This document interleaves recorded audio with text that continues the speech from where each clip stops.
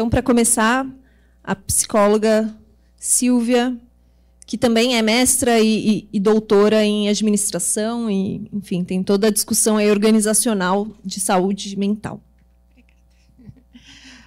Boa tarde, prazer estar aqui, uma satisfação enorme vê-los e revê-los.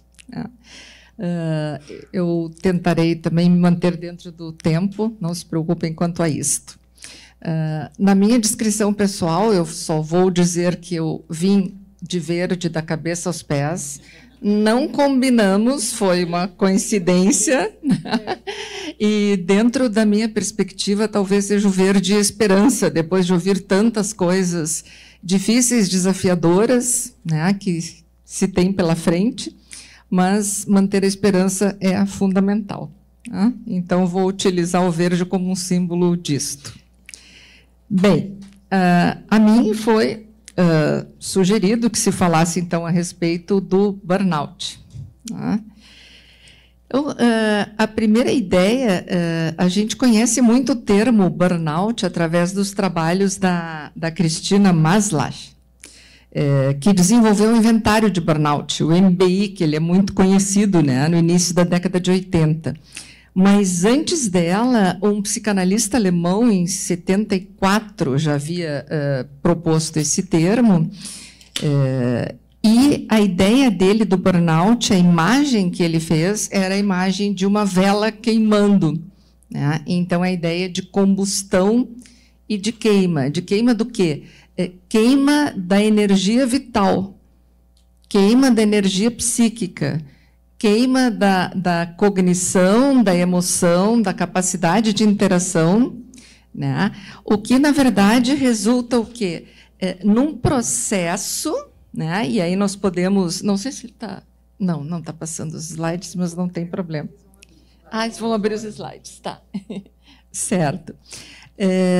O que resulta num estado, que é o conceito de burnout, né? De esgotamento profissional, ou seja, o burnout ele é um conceito ligado ao trabalho. É uma síndrome relacionada ao trabalho e reconhecida agora como doença ocupacional. Então, ela decorre de um estresse prolongado, né, que surge num conflito entre o trabalhador e o seu trabalho, e tem uma definição que eu acho que ela diz muito bem o que é o burnout, que é a sensação de estar acabado. Vocês já devem ter ouvido essa expressão, né? Eu cheguei em casa acabado, eu não consigo fazer mais nada, eu não tenho energia para mais nada, porque é um momento anterior ao burnout em que eu chego em casa, eu não tenho mais energia para o trabalho, mas eu tenho energia para um happy hour, eu tenho energia para um jogo de futebol, enfim, né? Para assistir um filmezinho. Não, no burnout, a energia geral esgotou-se. Tá?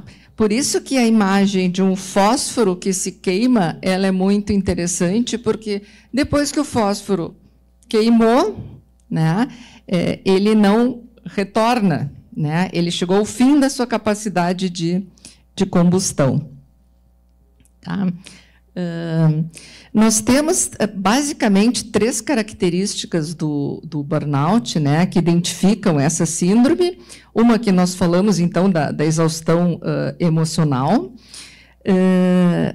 Há uma ideia também de ineficácia, de não conseguir mais realizar a contento aquilo que se fazia. Né? Portanto, a premissa de que, se eu pressionar mais ou assediar mais o servidor, ele vai produzir melhor, isso tem um limite muito claro, porque, a partir de certo ponto, isso vai levar à ineficácia, vai evitar ao aumento de erros, a um estado de ansiedade que pode levar à falta de atenção, pode levar a problemas de trabalho em equipe, ou seja, fatalmente, também essa produtividade que tanto se discute, ela cai. Tá? E uma questão que é muito importante do ponto de vista psicológico e que distingue o burnout, que é a questão da despersonalização. Ou seja, eu passo a me isolar emocionalmente, eu passo a não conseguir mais fazer trocas afetivas com colegas, porque também essa minha capacidade emocional está desgastada. Né? Eu posso ou adotar um comportamento mais cínico, mais irônico, como um mecanismo de defesa, porque, afinal de contas, eu tenho que conviver com essas pessoas e tenho que tentar produzir alguma coisa, mesmo estando esgotado, e posso até desenvolver sentimentos negativos pela minha equipe, subordinados, chefias, porque aquele mal-estar ele é tão grande que eu preciso, de fato, eu não consigo mais ver coisas positivas no ambiente. Então, eu também passo a ver os meus colegas como possíveis pessoas que estão me atrapalhando, me incomodando, ou com as quais eu não pretendo interagir, porque isso também me demanda uma certa energia. Tá.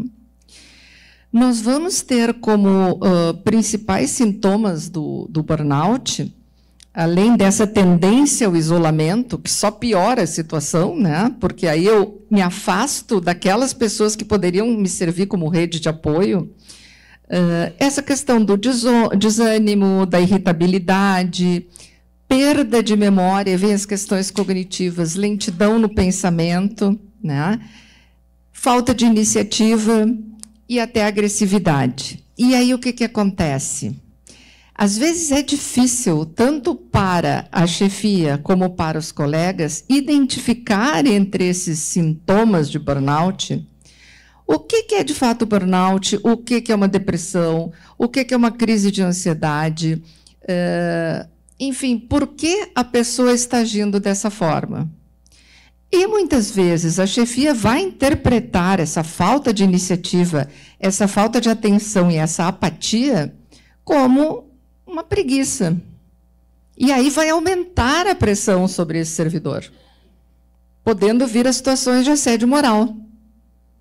Só que esse servidor está agindo desta maneira não porque ele não queira agir diferente, mas é porque ele não está em condições de fazê-lo.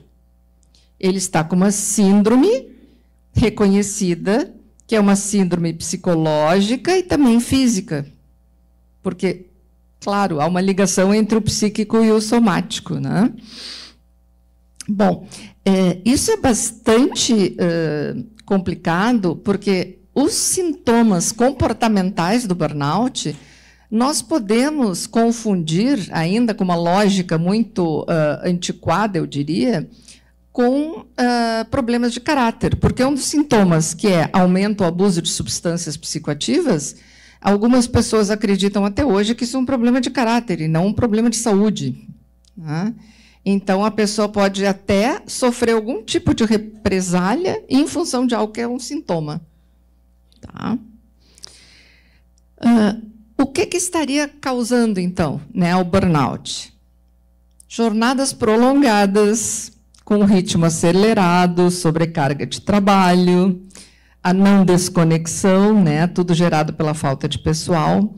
E aqui, fazendo uma relação com o que foi dito anteriormente sobre novas tecnologias e IA, quando nós falamos em sobrecarga de trabalho, nem sempre é só o trabalho, só entre aspas, o trabalho propriamente dito.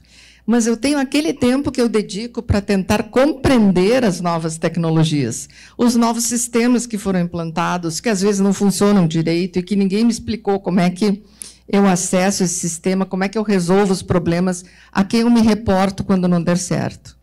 Então, lá pelas tantas, eu estou em home office e eu passo 3, 4 horas parado porque o sistema trancou, mas eu sou cobrado pela produtividade como se o sistema estivesse ativo nessas 4 horas. Tá?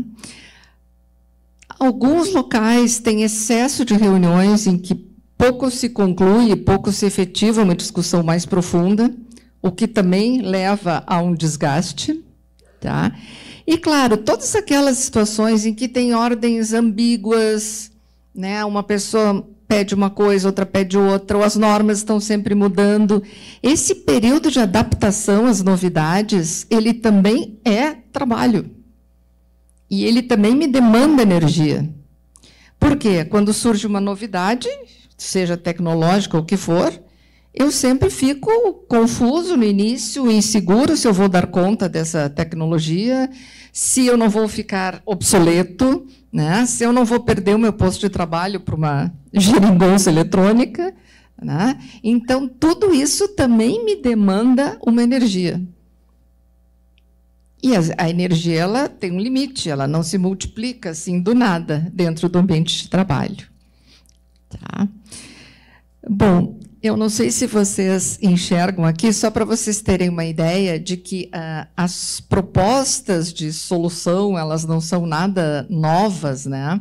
Quando a gente fala em jornada de trabalho excessiva, no início do século passado, né, já havia aquela ideia dos anarquistas, comunistas, lavorare meno, lavorare tutti, né?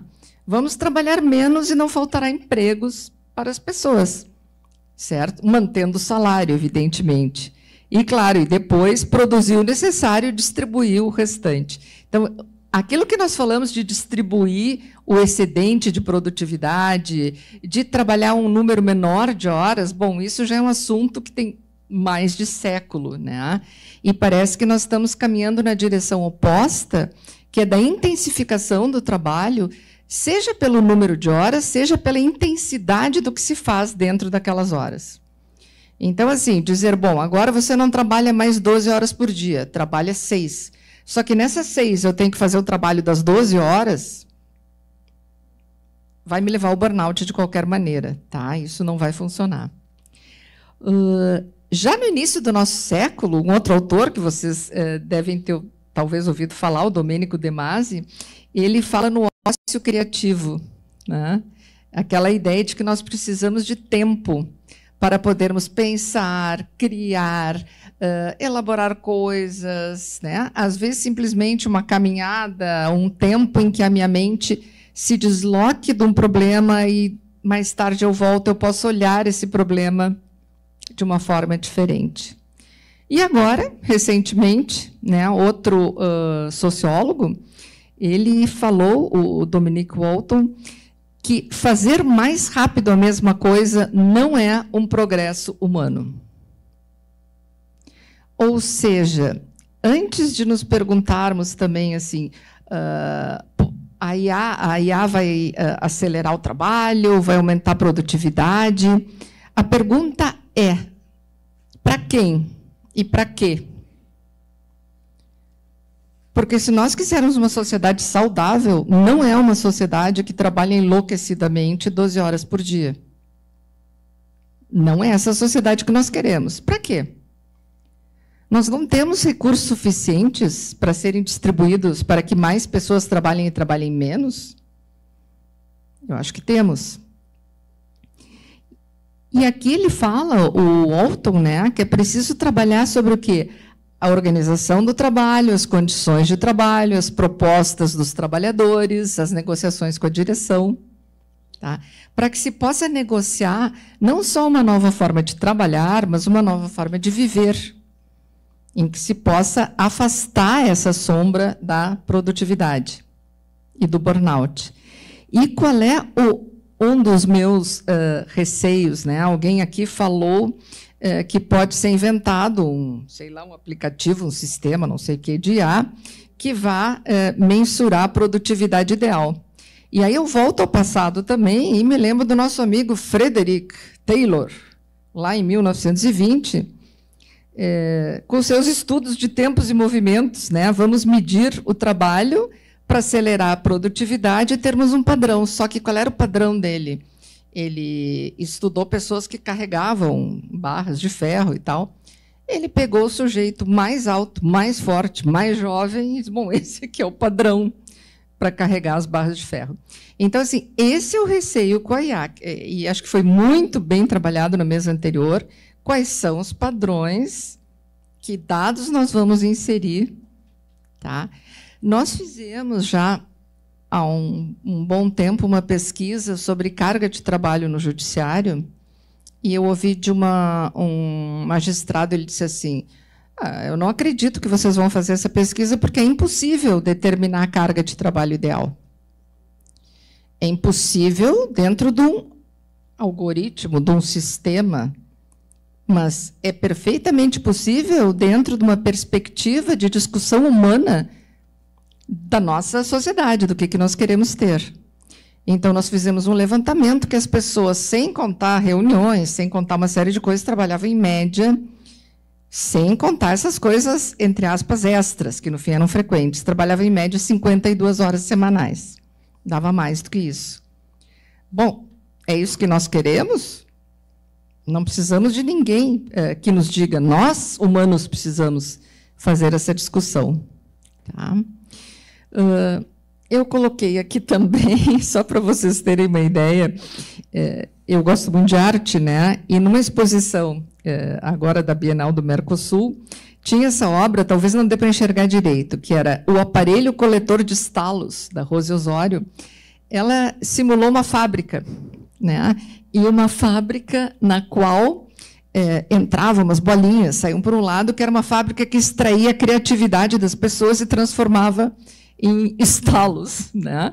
Apropriados por alguém. E esse alguém, ela representou esse chefe, talvez não dê para enxergar, mas ele tem numa mão um relógio, na outra mão ele tem uma chave e um pendrive. Então, assim, é uma ideia antiga, talvez, de chefia, e aí embaixo ela coloca um controle remoto, né? O que as chefias, as organizações hoje, elas têm sobre o trabalhador? Elas têm o relógio, dizendo que horas temos que entrar, que horas temos que sair, e acelerando esse relógio, né? Elas têm a chave, como falou o nosso colega anteriormente, que é o que dá acesso. Acesso ao quê? Acesso à informação, acesso ao conhecimento, acesso à ascensão de carreira, acesso a oportunidades. E tem o pendrive. Aqui está a IA perfeita. Então, assim, a arte imitando a vida, né? Com o nosso chefe aqui representado de cabelos em pé e a boca aberta, gritando para a gente. Bom, o que pode, não sei como é que está meu tempo, o que pode ser pensado, né, em termos de fortalecimento de quem está com burnout? Eu acho que tem 3 frentes, né, que é a individual, a do setor, da promotoria e da categoria como um todo.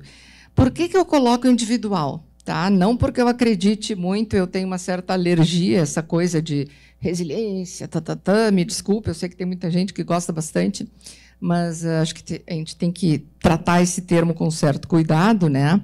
Mas eu coloco individual porque a pessoa que já está com burnout, nós não podemos esperar que ela se integre numa luta sindical, que ela vá apoiar os companheiros de grupo, que ela se dê bem com a equipe. Ela não tem condições. Então, com o burnout instalado, primeiro, ela tem que se curar e se fortalecer individualmente. Infelizmente, aí vai, muitas vezes, um início com medicação, psiquiatra, psicólogo, médico, fisioterapeuta. É um trabalho assim multidisciplinar.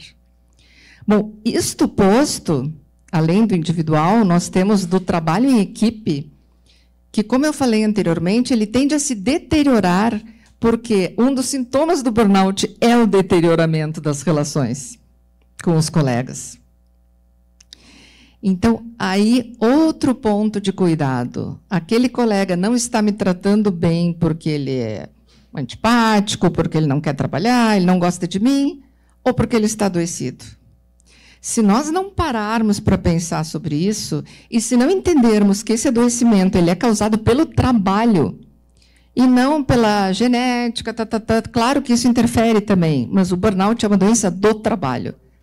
Então, se eu não parar para pensar que o trabalho pode estar adoecendo as pessoas daquela equipe e adoecendo as relações de equipe, eu vou acabar sempre colocando culpas no outro. E isso mina a capacidade de união desta equipe, para que depois possam se unir de uma forma maior, através de um sindicato, através de uma, enfim, né, de uma atuação de grupo maior. Tá? Só para complementar, tenho tempo ainda? 2 minutos, então vou falar em 2 minutos. 2 exemplos que eu quero trazer para vocês. Um sintoma de burnout que não aparece nos livros, mas que é um caso que eu tive contato. A pessoa trabalhava 13 horas por dia, Lá pelas tantas, os olhos viraram para cima, ela não conseguia baixar os olhos. Trancou. Ela ficou assim. Aí ela teve que ser apoiada para sair da sua cadeira, onde estava o computador, deitar e teve que descansar um bom tempo até os olhos voltarem a baixar. Então, assim, tem toda a questão psicológica, mas tem a questão física associada. Tá?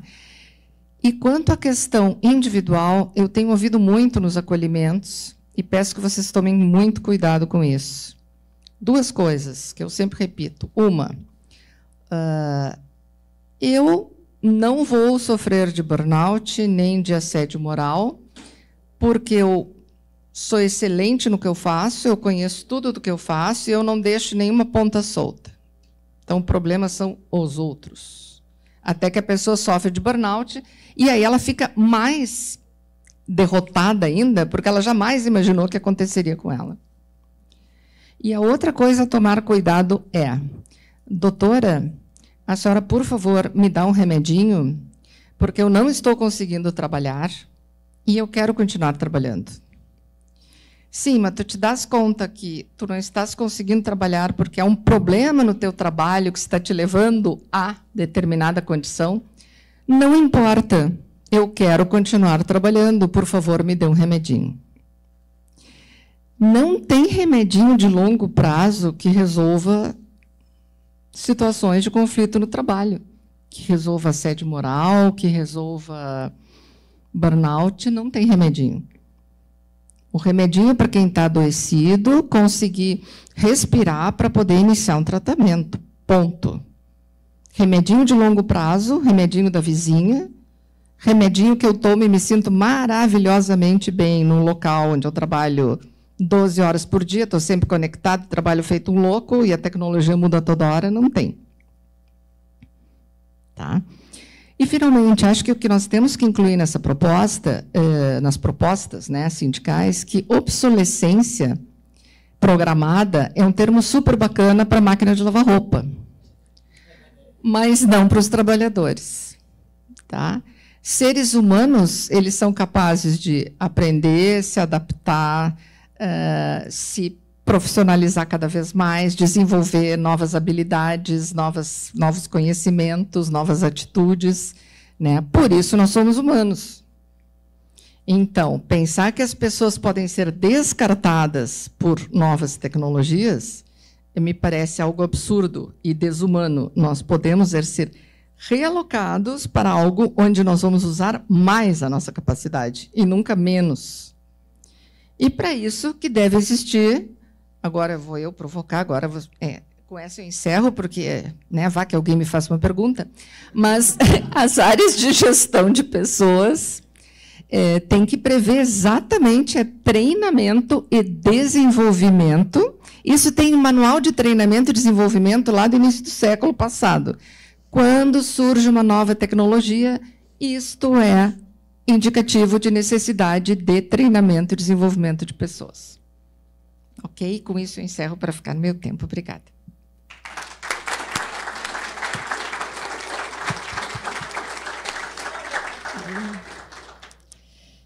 Obrigada, doutora. Queria aproveitar primeiro e apresentar o Celso, que está aqui me ajudando, o Celso Siman, que é nosso tesoureiro, e ele está pegando as questões que surgem aí no chat e também controlando o PowerPoint. Agora, só um momentinho. A Sirlene. Agora a Sirlene Zimmermann. Boa tarde a todos e todas. Inicialmente, agradecer o convite para estar aqui hoje participando dessa atividade associativa, mas que traz esse importante debate envolvendo a questão que eu aqui vou denominar de forma mais ampla, que é a importância da promoção da saúde mental no trabalho e da prevenção de fatores de riscos psicossociais relacionados ao trabalho. Nesse contexto surge o burnout, que a professora Silvia já muito bem pontuou aqui, e por isso que eu vou me permitir fazer uma exposição um pouquinho mais ampla, justamente a partir da atuação do Ministério Público do Trabalho nessa temática. Eu, enquanto coordenadora nacional de defesa do meio ambiente do trabalho e da saúde do trabalhador e da trabalhadora, não integro a administração do MPT.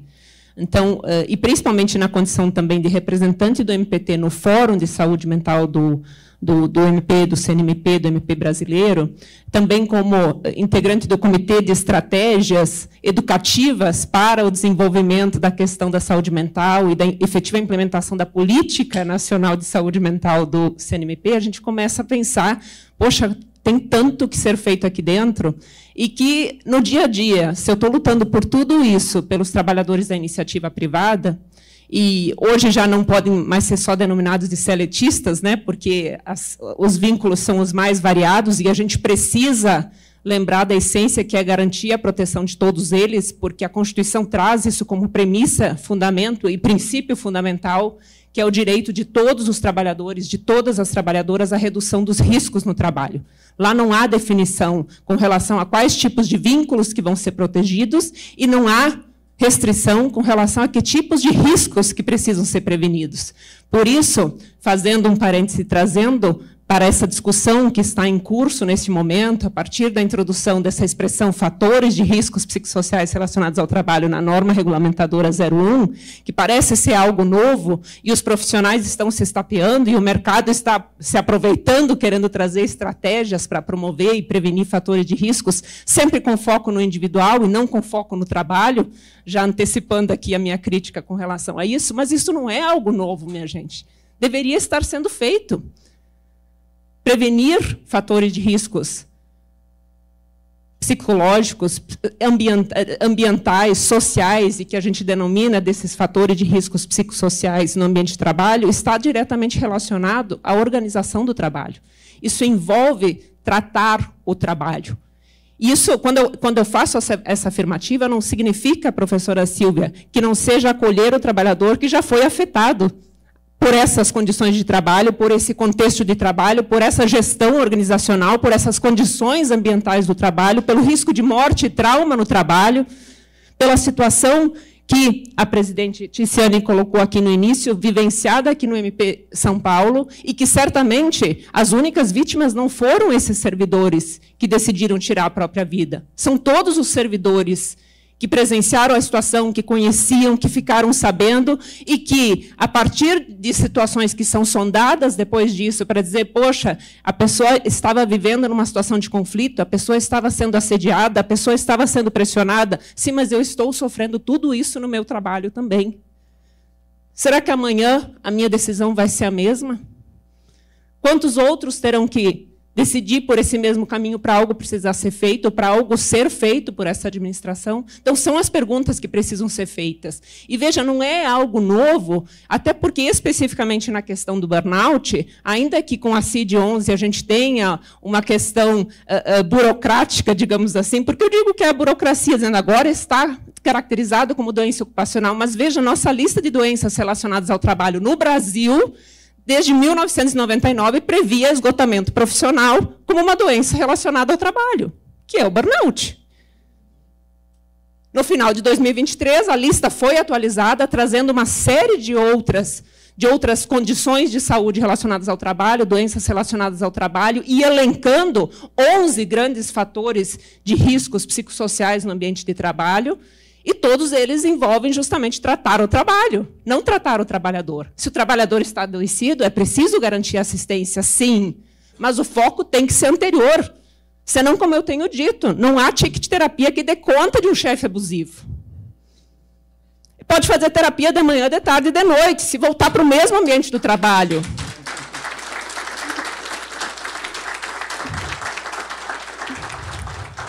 Se voltar para o mesmo ambiente de trabalho, não há ticket terapia que dê conta, não tem psicólogo suficiente na instituição. E não há remedinho de chega, não é, professora Silvia? Porque hoje é isso, a pessoa tomando o remédio para acordar de manhã, para suportar o trabalho durante o dia e para dormir, para todas as condições.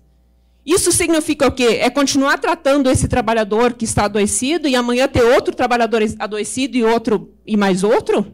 E fazendo curso de resiliência? Certamente não é isso.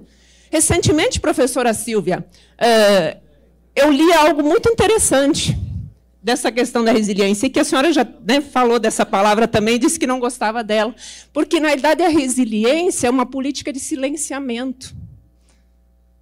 Seja resiliente, suporte esse chefe abusivo, essa carga de trabalho insuportável, esse sistema que não funciona, porque precisa. Então, busque sua força interior. E aí se faz um curso, né, dentro de um programa de bem-estar, dentro de um programa de qualidade de vida, sempre focando nessa força interior que se precisa buscar quando, na realidade, o trabalho não está dando conta.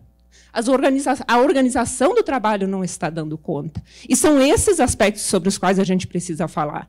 Quando a gente analisa a lista de doenças relacionadas ao trabalho do Ministério da Saúde, atualizada no final de 2023, ela traz justamente dentro desses fatores a gestão da organização, o contexto de trabalho, o conteúdo do trabalho. E aí, veja, a gente traz a questão da IA que estava sendo debatida na mesa anterior. De quem vamos receber ordens daqui para frente? De um algoritmo? Que não é quem exerce a atividade efetivamente e acha que a gente já devia ter terminado porque ele faz em outros tempos, em tempos que não são os tempos humanos, são o do mais forte, o do mais alto, o do mais jovem, né? Como a professora Silvia muito bem pontuou. Mas as entregas estão sendo exigidas por alguém que não executa efetivamente o trabalho. E quantas vezes, enquanto servidores, e eu me coloco muito nessa posição, se recebe ordens dando prazo para essa entrega por alguém que não sabe executar a tarefa, que não sabe como o sistema funciona, que não sabe que o sistema muitas vezes não funciona, mas tem que ser entregue. Esse contexto e esse conteúdo do trabalho, e tudo dentro de uma organização do trabalho, que sabemos, porque a pesquisa demonstrou isso, e o dia a dia nos demonstra isso, que traz essa crítica toda dessa hierarquia, dessa centralização tão forte que existe dentro do Ministério Público. São situações que a gente vivencia no dia a dia da empresa também, das empresas também. São situações que a gente combate enquanto atividade finalística do MP também. Mas a forma de combater, muitas vezes, ela precisa ter outras estratégias. E aí, eu me lembro muito bem, antes eu vi o Ledur por aí, quando a gente estava minutando a resolução que seria a política envolvendo a questão do assédio, porque temos a Política Nacional da Saúde Mental, mas era para vir uma segunda política envolvendo a questão do assédio, discriminação e todas as violências no trabalho, inclusive em linha com a Convenção 190 da Organização Internacional do Trabalho.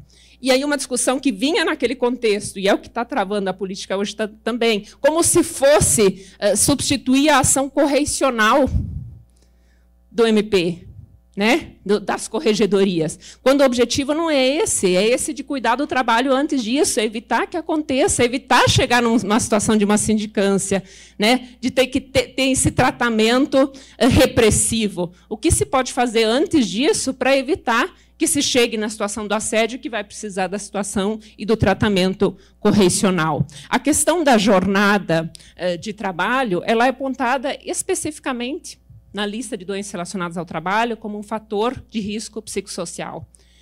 E a Organização Mundial da Saúde, a Organização Internacional do Trabalho, em 2022, publicaram um estudo global em que eles apontavam que 81% das mortes relacionadas ao trabalho decorriam de doenças relacionadas ao trabalho. Não de acidentes, não de traumas, de doenças.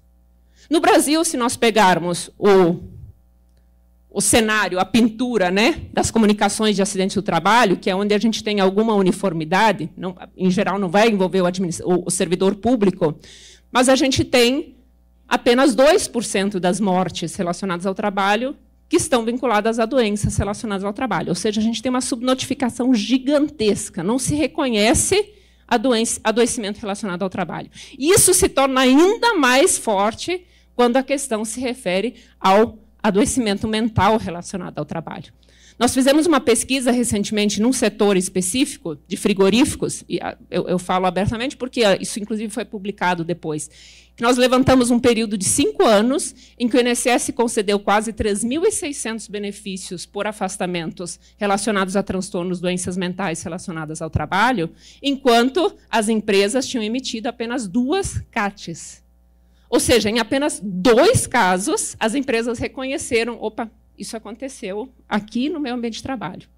Ou seja, vou ter que fazer alguma coisa para mudar, né, esse ambiente para evitar que outros adoeçam. Mas os outros 3.500? Os outros 3.598? Quando a empresa sequer reconhece, quando o MP sequer reconhece que as pessoas estão adoecendo em função desse trabalho, nada vai ser feito para mudar o trabalho, esse trabalho adoecedor. E aí eu vou concluir a questão da pesquisa. 81% das mortes relacionadas ao trabalho se refere a doenças relacionadas ao trabalho.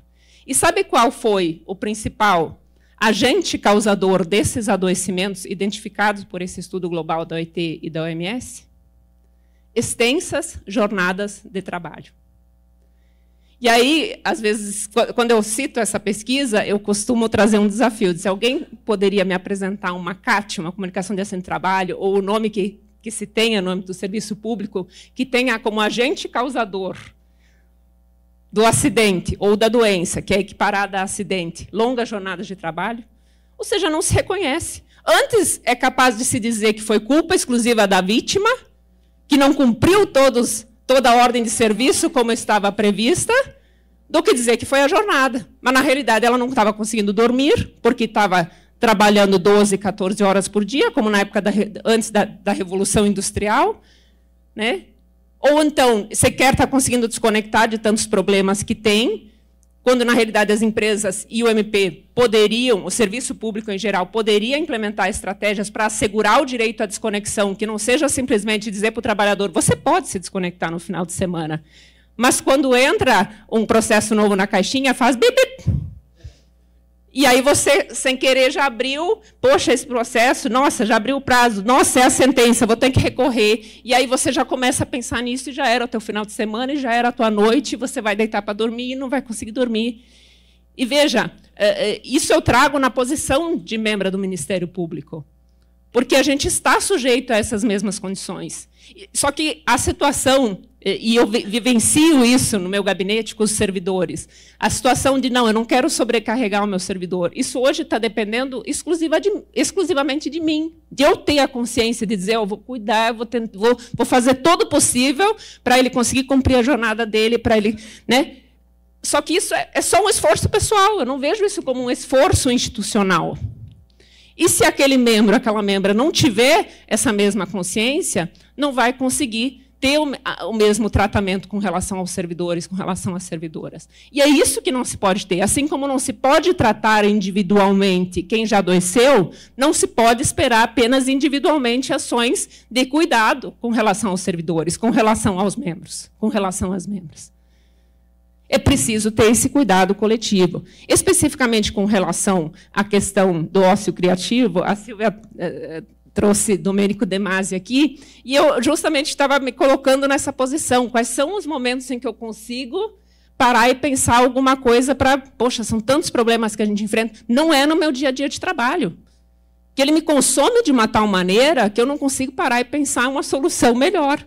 Então, nos poucos momentos que a gente consegue realmente desconectar, realmente tomar um banho relaxante, né? Ou quando a gente consegue fazer uma atividade física, que tu consegue ter aquele momento de desconexão, de repente te dá um clique, né? Poxa, isso eu posso resolver de tal maneira. Mas no meu dia a dia de trabalho eu não consigo. E eu sei que é essa realidade que nós estamos discutindo aqui, enquanto servidores, enquanto servidoras, enquanto membros, enquanto membras. As condições do meio ambiente do trabalho, elas também são fundamentais de serem tratadas. A gente tem unidades do Ministério Público no Brasil muito boas, fisicamente falando, estruturalmente falando. Mas a gente sabe que não é a realidade de todas as unidades. Eu mesma já trabalhei em unidade do Ministério Público, que em dia que chovia, começava a chover em cima da mesa do servidor, do lado da minha mesa, e que tinha que arrumar balde para colocar lá. E se eu estivesse numa audiência, eu tinha que pedir para as pessoas saírem da audiência, porque chovia dentro da sala de audiência. E aí é uma condição de trabalho que também, de alguma forma, te pressiona. Porque se você estiver indo para o trabalho nesse dia, e eu estou usando esse exemplo porque eu vivenciei ele, e aí começa a chover, e você pensa, pô, tarde toda de audiência, vai dar problema, não sei nem onde é que eu vou fazer as audiências hoje. E aquilo começa a te corroer de uma maneira que vai afetando a tua sanidade mental. Isso é só um exemplo. Agora, pensando nessas condições ambientais do trabalho, nessa situação de risco de morte ou trauma no trabalho, enquanto fator de risco psicossocial também, o nosso dia de trabalho, e a depender dos ofícios em que oficiamos, isso se torna muito evidente. Quando lidamos com situações que envolvem grandes desastres, situações de violência, grave violência, situações envolvendo violência contra crianças e adolescentes, são situações que também não há como não nos envolvermos com esses traumas. E esses riscos de trauma e morte, ainda que sejam aqueles com os quais lidamos dentro dos nossos inquéritos, dentro das investigações, eles acabam também, de alguma forma, afetando a nossa sanidade. Por isso, quando falamos em fazer esse levantamento de fatores de riscos psicossociais no ambiente de trabalho, a ideia não é saber se a Sandra é mais estressada ou menos estressada, se ela é mais resiliente ou menos resiliente, se ela é mais chata ou menos chata. Ninguém quer saber isso. Mas não é isso, né, que a gente precisa levantar. Quando, na realidade, muito do que se tem e se traz, às vezes, em termos de pesquisa, ou se pensa em termos de solução, é começar a apontar individualmente essas situações. E não é olhar esse coletivo de trabalhadores, conseguir formar esses grupos homogêneos de exposição, que é uma terminologia que a gente usa muito em saúde e segurança do trabalho, mas que a gente tem as peculiaridades quando falamos em fatores de riscos psicossociais, porque, ainda que seja um analista que trabalha em gabinete, junto com o promotor, junto com o procurador, nem todos os analistas vão estar dentro de um mesmo grupo homogêneo de exposição. E não é só porque cada chefe é diferente, mas porque, a depender da temática em que esses ofícios trabalham, os riscos vão ser diferentes, porque o dia a dia vai ser diferente. Então, esses grupos homogêneos de exposição, eles precisam ser analisados de forma distinta. E tudo passa pela escuta do trabalhador, do servidor. Nós temos e precisamos ter isso como premissa fundamental. E não há aplicativo, não há sisteminha, não há pesquisa pontual, né, um retrato apenas da situação que supra a importância de se ouvir o trabalhador. Essa escuta ativa, continuada, no momento em que ela precisar acontecer. É conseguir ter, instituir, enquanto lideranças, enquanto administração, e é isso que precisamos pleitear, espaço para que os servidores e servidoras consigam trazer as suas demandas em termos de fatores de riscos, quaisquer, mas muito especialmente aqui nos psicossociais, a qualquer momento. E que a administração dê conta de tratar isso, dê conta de fazer os encaminhamentos necessários, dê conta de dar respostas adequadas e tempestivas, e não simplesmente varrer para debaixo do tapete. Então, a importância dessa escuta. E muito importante também, que a gente reforce aqui, já estou no meu tempo também, mas já vou encerrando, que dentro desses fatores de riscos psicossociais, a importância de se olhar para esse trabalho e não ficar focando apenas na questão individual, é justamente evitar de se trazer essas questões individuais dentro das respostas. Então, esse trabalho das comissões de saúde mental que estão sendo instituídas, é evitar trazer simplesmente aspecto, o trabalho é muito estressante, ou as pessoas naquele ambiente estão muito deprimidas. É olhar sempre pelo aspecto do trabalho. Por que o trabalho é estressante? É porque estão vindo muitos processos e e tem poucos servidores na equipe. Então, o que se precisa? Conseguir aumentar aquela equipe. É porque o sistema não funciona adequadamente. É porque as condições de trabalho, né, por outras questões X, Y, Z, é que não estão adequadas. Veja, simplesmente dizer que o trabalho é estressante é algo que não vai conseguir ser tratado. Vai ter que se descobrir a causa desse, por que o trabalho é estressante. E essa é a importância da gente conseguir fazer essa identificação de fatores de risco, que a gente denomina na ciência da segurança e saúde do trabalho de perigos.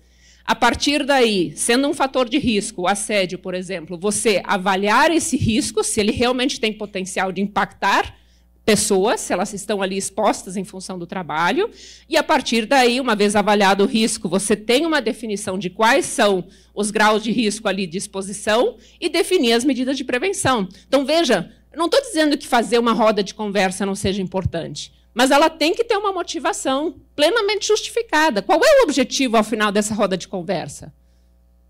Qual é o fator de risco que se identificou, o risco que se avaliou e que agora eu vou tratar por meio da roda de conversa e, ao final, eu vou medir para ver se eu consegui controlar esse fator de risco? Porque simplesmente fazer uma roda de conversa, você não vai ter resultado nenhum, porque você não vai ter um encaminhamento depois disso, você não tem uma medida. Eu não estou querendo ser burocrática, não, mas você tem que ter algo que você está pretendendo medir a partir daí. Uma entrega que você quer dar a partir daí. Então, é importante isso, que a gente não foque nessa assistência, foque nessa questão da prevenção, desse plano de ação efetivamente conectado com os riscos identificados e avaliados. E eu trago só um aspecto final aqui, especificamente envolvendo a questão do burnout. Na Justiça do Trabalho, eu tenho me deparado com muitas discussões envolvendo a pergunta ou a questão se burnout é doença mesmo, é só uma condição de saúde, é uma síndrome, né? Não, ela não é uma doença. Ela é uma condição de saúde. Aí eu tento fazer a pergunta e caminhar para trás. Eu disse, bom, é uma condição de saúde que está incapacitando a pessoa, que está impedindo que ela consiga exercer a sua atividade, ou seja, está impactando negativamente a sua vida social, familiar, profissional. Dê o nome que queira dar. Quer chamar de pedra, chama de pedra, mas está afetando a saúde da pessoa e precisa ser tratada. E teve origem no trabalho, então o trabalho precisa ser tratado. Então é importante, gente, a gente não deixar se consumir também por essas discussões laterais, por essas discussões que não vão resolver o problema. Importância de mantermos o foco. E por isso que eu reforço aqui a importância de tratarmos o trabalho. Não nos contentemos com termos mais psicólogos, psicólogas à disposição para tratar aqueles que estão adoecidos, se a gente não conseguir mudar efetivamente as condições dessa organização e desse meio ambiente do trabalho. Obrigada.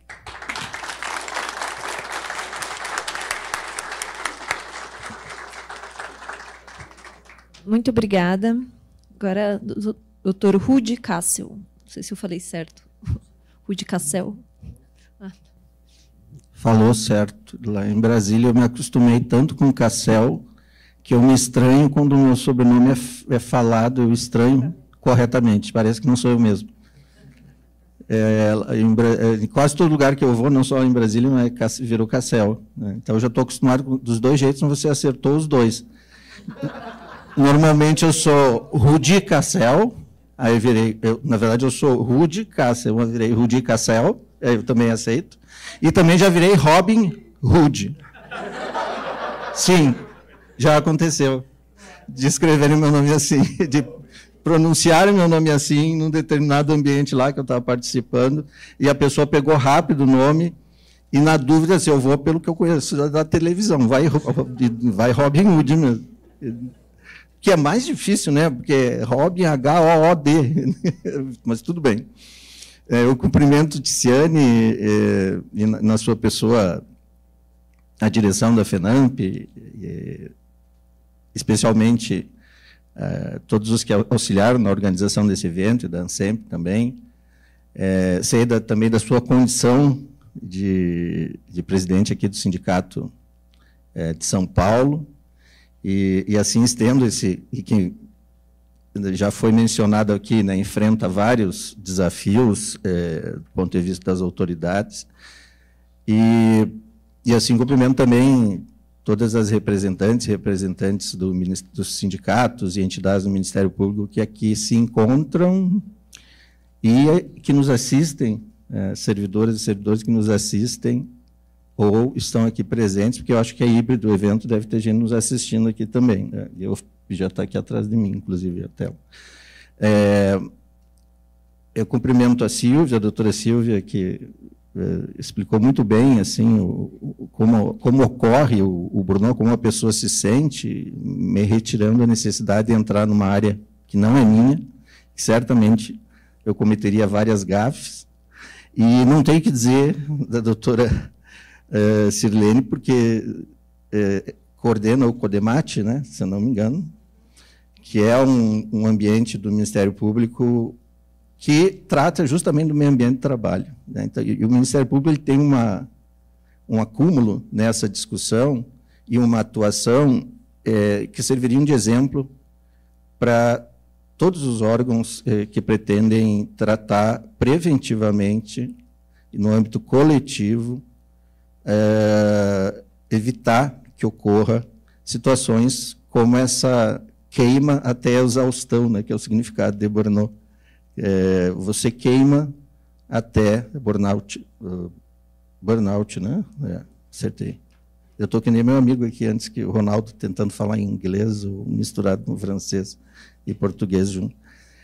Mas o burnout, que agora eu só vou chamar de queima, que é para não ter problema na pronúncia, essa queima até a exaustão, esse esgotamento,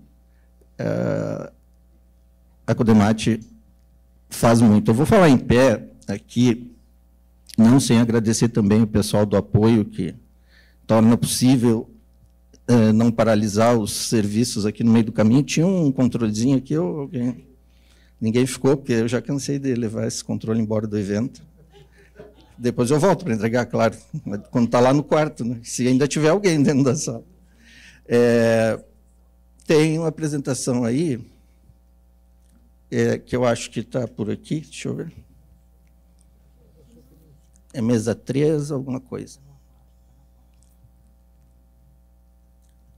Eu não ia apresentar, mas aí resolvi colocar só um quadro. Só um quadro que será aberto em algum momento, talvez. Ainda mais que agora já agradeci o pessoal do apoio, então vai apoiar. É esse aí? Esse é o da Miriam, da 2. Então é o outro, mesa 3. Estamos chegando lá. Mesa 3. Aí, Cássio Rosarinho. Só ali, ó. Ali embaixo. Isso. Vai, esse é o 2? Eu estou sem óculos, por isso que eu não estou... É o mesa 3. Seria o mesa 3. Vamos sem mesa também, não tem problema. Mas, como eu dizia, essa queima, ou esse burnout, já tinha, a OMS, eu acho que em 2022, incorporou, ou considerou como doença ocupacional crônica, né? Incluiu ela dentro de uma classificação internacional, mas aqui no Brasil... isso já era, esse reconhecimento, embora com outro nome, e a doutora Silene, inclusive, falou sobre isso, já era reconhecido há muito tempo. E quando eu falava da atuação do Ministério Público do Trabalho sobre essa matéria, para vocês terem noção de como isso incomoda muita gente, nós temos hoje a Justiça do Trabalho, desde antes, se você pegar... os julgados de TRT e de TST, sejam individuais ou dentro de uma ação civil pública trabalhista por descumprimento de uma norma regulamentadora ou de alguma regra que envolva o meio ambiente de trabalho, se vocês observarem a Justiça do Trabalho, tanto os TRTs quanto os TST, eles têm um acúmulo muito mais antigo do que 2022, se a gente pegar... Porque é 2022, porque eu estou falando 2022, porque quando a OMS... modificou a percepção, complementou a percepção dessa doença ocupacional na categoria em que ela entrou, que eu acho que é CID-11, aquilo chamou muita atenção, mas aquilo não começou ali, né? Então, o Justiça do Trabalho está cheio. Se vocês entrarem num ambiente de pesquisa da síndrome dentro da Justiça do Trabalho, vocês vão encontrar julgados bem mais antigos, inclusive, falando disso, inclusive usando esse nome, ainda que tratasse como esgotamento. E aí trata de dano material, trata de dano moral, e trata de, não no caso específico dos servidores estatutários, mas alguns TJs tratam também da questão da aposentadoria. Que eu vou falar TJ, porque se fosse servidor lá do MPU, seria No caso da aposentadoria, a judicialização seria na Justiça Federal. Mas, como eu dizia, a atuação da Justiça Especializada e do Ministério Público Especializado é tão preocupante, em vez de ser estimulada em alguns nichos, que existe uma ação, uma arguição de descumprimento do preceito fundamental, que é a DPF 1068, que a ANPT, inclusive, está atuando lá, Associação Nacional dos Procuradores e das Procuradoras do Trabalho,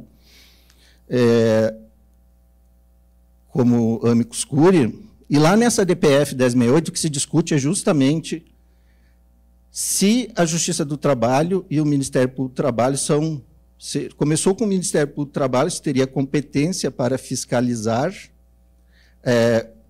o descumprimento principalmente, esse é o fundamento da DPF, de normas regulamentadoras que tratam do meio ambiente do trabalho. Eles falam de saúde e higiene do trabalho.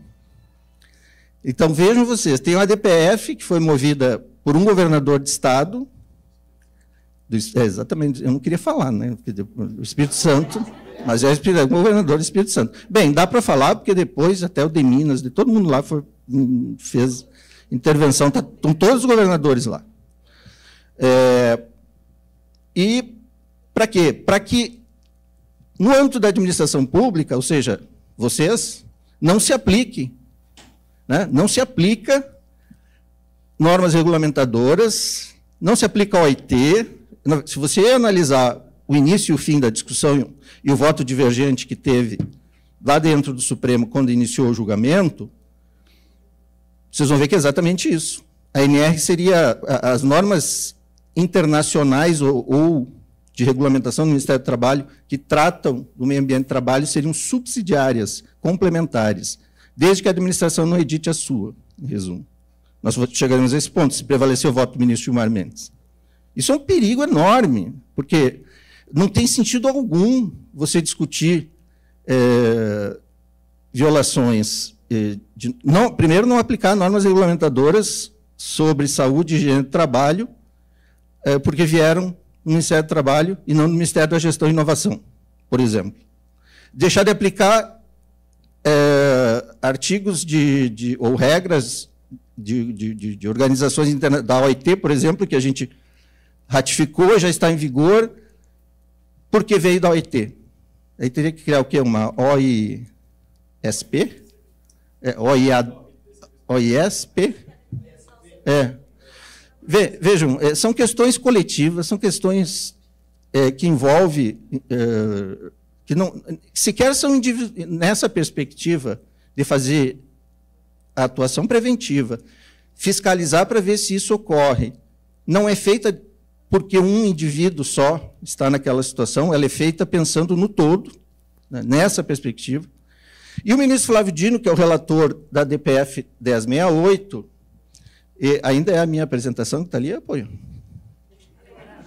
Não, o elogio fica, porque eu achei muito importante, mesmo que eu não aparecesse aí. Ah, está aí, ó. Vamos voltar. Agora eu posso pegar, cadê o negocinho aqui?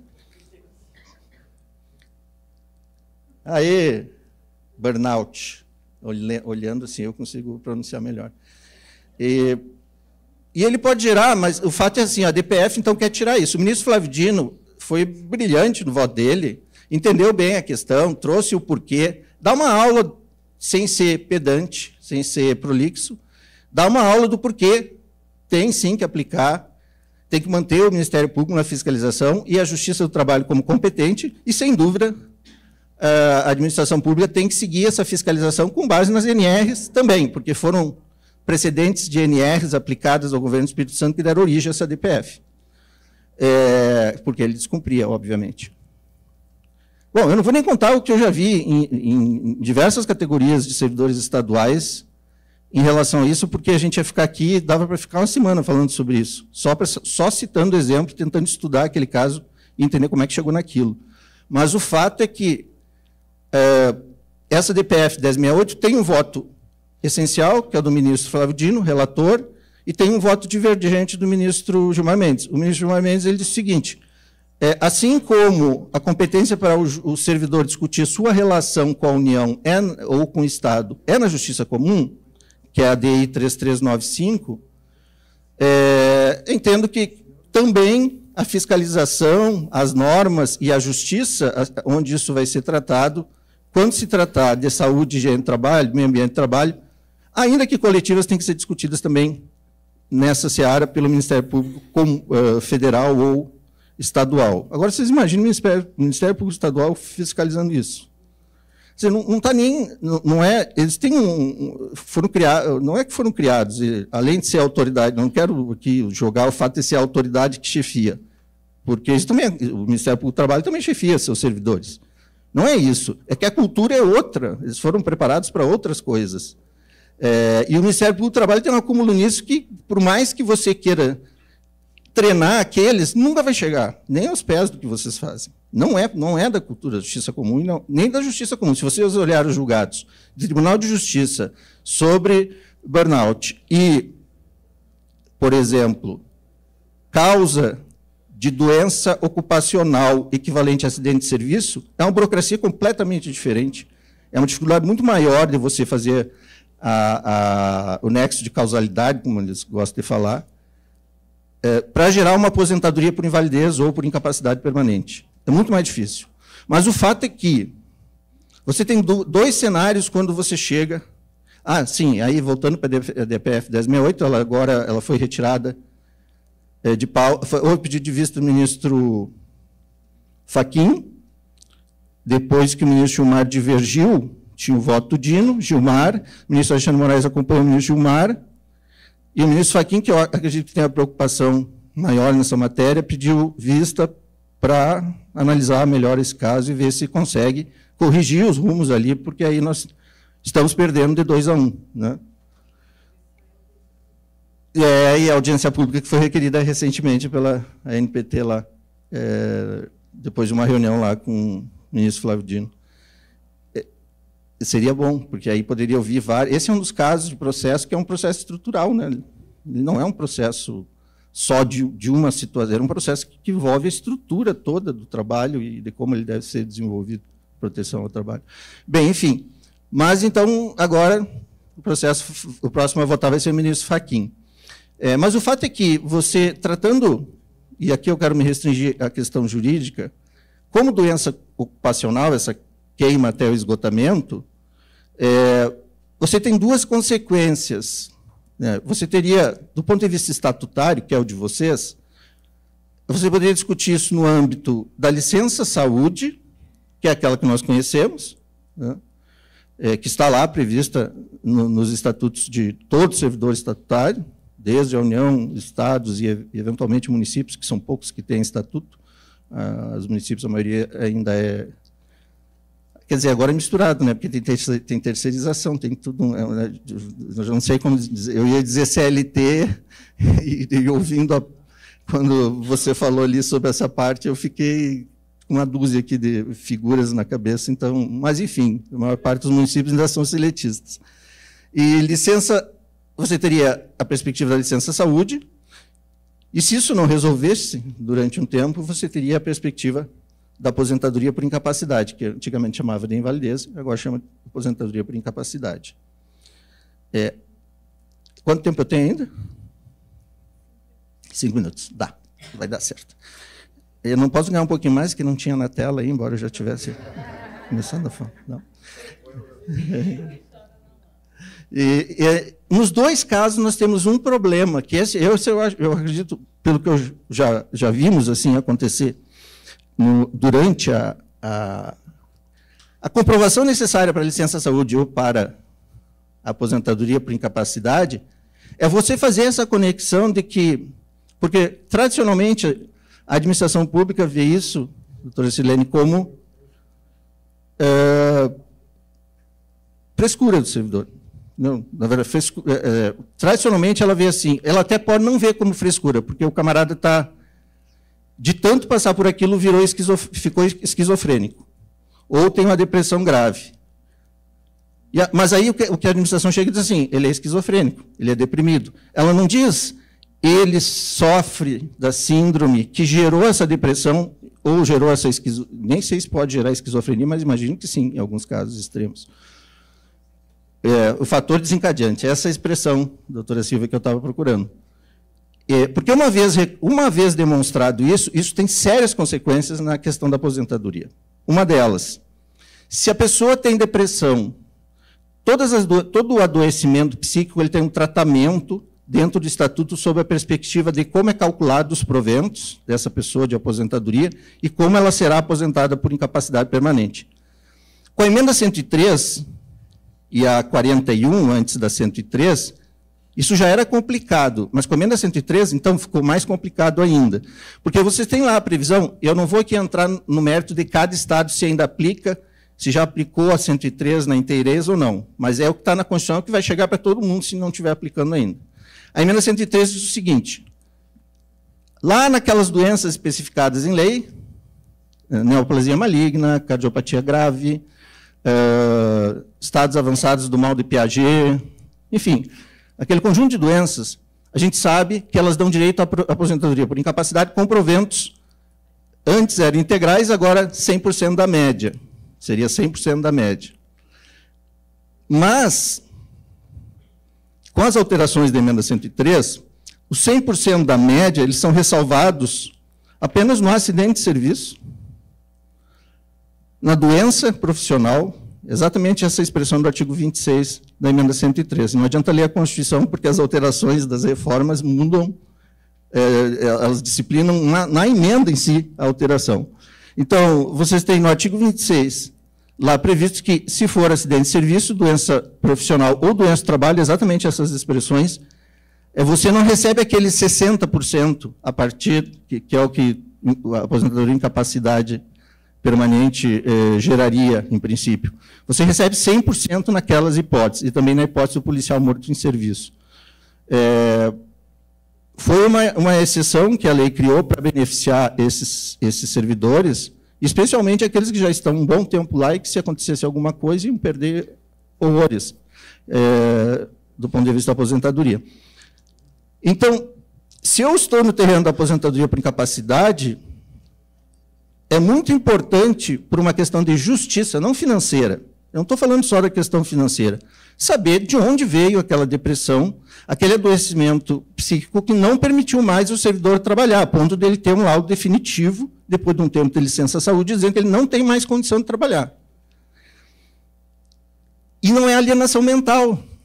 Vejam, que a alienação mental pressupõe interdição, incapacidade para os atos da vida civil, pelo menos, que é a única hipótese que tem um tratamento diferenciado das doenças psíquicas. Agora, se for burnout, é acidente de trabalho, é acidente de serviço, é equivalente a acidente de serviço, é doença profissional, é doença de trabalho, enfim. Eu sei que o tratamento, na jurisprudência, é equivalente ao acidente de serviço, e aí é 100% da média, não são 60%. Então, você tem uma série... O que eu quero dizer para vocês é muito importante observar, em relação aos colegas e aqueles que são representados por quem aqui é dos sindicatos, quando ele é aposentado por incapacidade, porque a pessoa já está no estado de adoecimento mental, que ela nem vai, muitas vezes nem avalia se foi aposentado corretamente ou não. Agora, se vocês que acompanharam o histórico, sabem que aquilo... Tem muita gente aposentada, proporcional ao tempo de contribuição e pela média, que foi acidente de serviço. Foi equivalente a acidente de serviço. Mas não foi considerado assim, porque se pegou o sintoma, ou desdobramento, e não o fator desencadeante. Porque é mais barato você fazer, muitíssimo mais barato você fazer assim. Ou porque sequer a junta médica tem consciência disso. E aí vem a questão do laudo da homologação da perícia, que, em princípio, teria que ser uma junta do INSS, mas muitos órgãos do Ministério Público me parece que têm sua própria junta médica.